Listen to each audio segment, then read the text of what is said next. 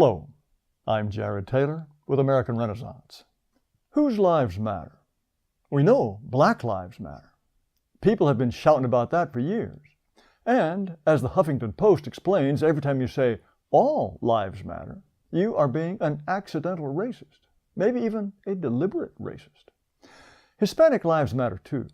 The whole country is in a fury because people found out that Hispanics who cross the border illegally are treated like the lawbreakers they are, and they are separated from children. Now, even the most crazed liberals must realize that if no one took those children on a dangerous trip across the desert and broke into our country, they'd all still be together. But the lives of Hispanic illegal immigrants and their families clearly matter. Well, what about the victims of violent illegal immigrants? In March, President Trump reported that in last year alone, immigration authorities arrested illegals with 48,000 charges or convictions for assault, 11,000 for sex crimes, and 1,800 for murder and homicide.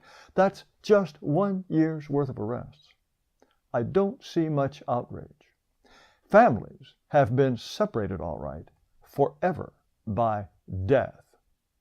When Donald Trump was campaigning in 2016, he sometimes brought a group with him called angel mothers.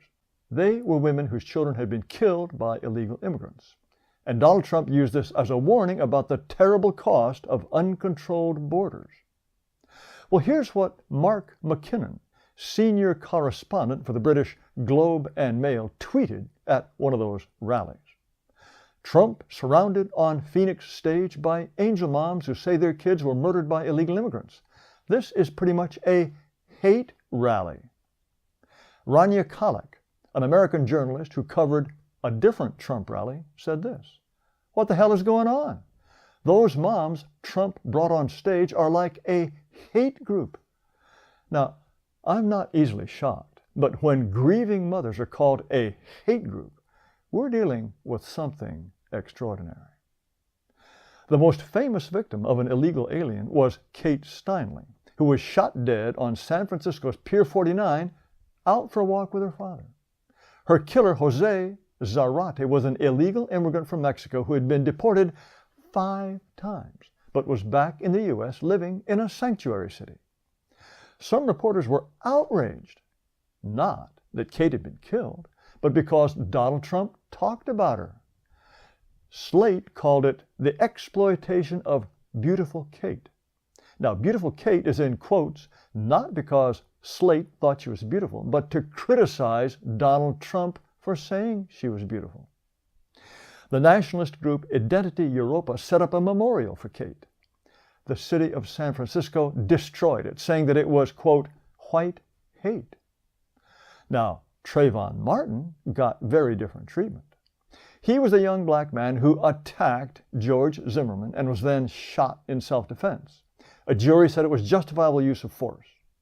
There was a memorial for Martin, and the city did take it down after a few months. You know what they did with it next? They put it on permanent display in the city museum. Now, there's a life that matters. Same with Michael Brown of Ferguson, Missouri, who got high on marijuana, assaulted a convenience store clerk, and attacked a white police officer. Even Barack Obama's Justice Department found that the shooting was justified. Ferguson left up the memorial to Brown and approved a permanent bronze marker in his memory. Another life that mattered. Well, here's one that doesn't. A year ago, Justine Damond, who wasn't threatening anybody, was shot and killed by Mohammed Noor, a Somali immigrant who became a Minneapolis police officer. And the same group, Identity Europa, put up a memorial to her. The city tore it down, and the mayor-elect called it disgusting. And when a black person dies in police custody, it's likely to be a huge scandal. You've probably heard of Eric Garner, Tamir Rice, Freddie Gray, Sandra Bland. Well, you've never heard of Daniel Shaver. Here he is on the right with his family.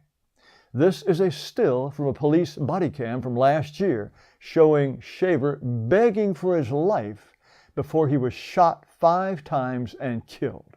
You can find the whole video on YouTube, and it is gruesome. I don't know for the life of me how the officer got off, but I can tell you one thing. If Shaver had been black or Hispanic, you would for sure know his name. Well, every year, according to FBI statistics, there are about 600,000 interracial crimes of violence involving blacks and whites. 85% of the time, it is blacks attacking whites. That means a black person is roughly 27 times more likely to attack a white person than vice versa. A Hispanic is about 8 times more likely to attack a white than the other way around. These lopsided figures never get wide publicity, never.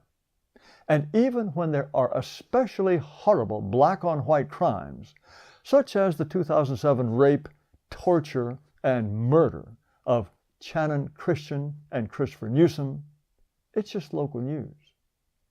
And this is what black columnist Leonard Pitts said about anyone who thought that this sickening crime deserved a little bit more coverage. I have 4 words for them and any other white Americans who feel themselves similarly victimized: cry me a river. Well, almost every institution in America knows which lives matter. Take Yale University. In 2015, it launched a 5-year, $50 million initiative to increase faculty diversity. That means trying to hire anybody but white men. That same year, computer giant Intel said it would allocate $300 million for workplace diversity. Between 2013 and 2016, Google spent $265 million trying to hire anybody who wasn't a white man. So, whose lives matter? Do you remember Martin O'Malley? He is a former governor of Maryland who wanted to be the Democratic nominee for president in 2016.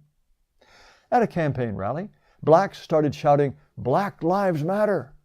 He replied, "Black lives matter, white lives matter, all lives matter."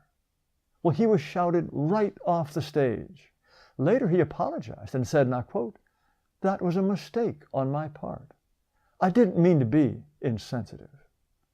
So, whose lives matter? I think you can judge for yourself. Thanks for watching. Be sure to subscribe to our YouTube channel. And also, come visit our website at amren.com. That's AMREN.com.